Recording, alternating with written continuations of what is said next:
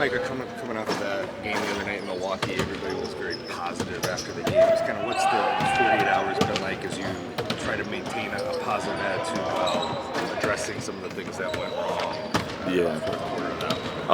It was a game where we all accepted accountability on what we needed to have done better individually, team, all the way up to coach. Like we all had our part in that, and it can happen in games like that against good teams. Against you're playing against Milwaukee, a team that's championship tested and things like that.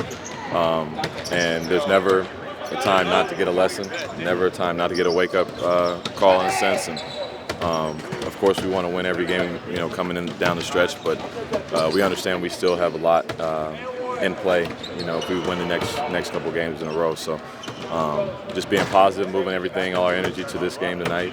Memphis is a tough team, and they're in the same situation as us. What's the balance between learning from it, keeping the lessons in mind from the other night, while also turning the page and moving on as quickly as you can and trying to put it behind you at the same time? Well, it's just, finding a couple of things that we feel we need to be urgent about from the game. I think zone, offense, reads, stuff like that, taking care of the ball late game was a big part of that game. So now we expect teams going forward to look at that film and say, hey, how can we attack Timberwolves? And we have to be ready for it. So I think that's the positive in it, is that now we have something we know we need to be have addressed come playoff time and going forward. And we've started doing that as of yesterday and today. And just trying to stick to who we are as far as what got us the 24-point lead or whatever. That team is still there, and we know we've been playing some good basketball, and just finding that tonight would be great. You guys have had a very up and down year in that sense. When you have gone through some tough times or some tough losses, what are maybe one or two characteristics that you guys have leaned on, whether it's on court or emotionally or mentally, that have gotten you out of some tough times? Well, honestly, I think we just have a bunch of guys mentally who are just, they get angry about things and they put it onto the court. It's like, that ain't gonna happen again, or we can't let that happen again. And we come out fiery, we come out more physical, we come out more aggressive, almost like getting challenged by a coach or getting challenged in a film session. Guys respond really well, and no different than a loss or being challenged after a loss. I think guys come in angry and play our best basketball. You guys have always kind of responded well after adversity, like a game like Milwaukee or even the years past. What does Coach do well to kind of get you guys? I mean, you mentioned accountability. Is that a big part of it, or how does he kind of handle it? Is it different every time, or how's he able to push the right buttons?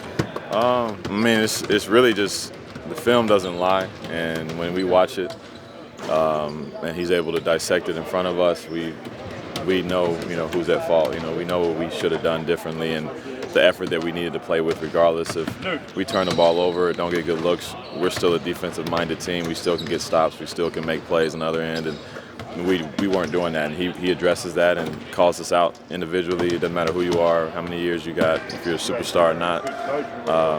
He's going to let you know, and I think everybody respects that part of him, and we kind of get lit up from that. Mike, it crossed your mind that one day playing a big game in this building ever again? And I guess does it make games like tonight anymore?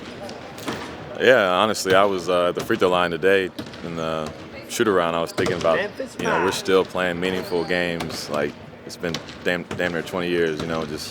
It's a unbelievable experience to be able to do that, and blessed to be able to still be able to do it. And I'm trying not to think too much about like if this is the last time or if it's going to be how many more years of that will happen. But it definitely I'm aware. I'm aware that hey, I got to take advantage of the moments.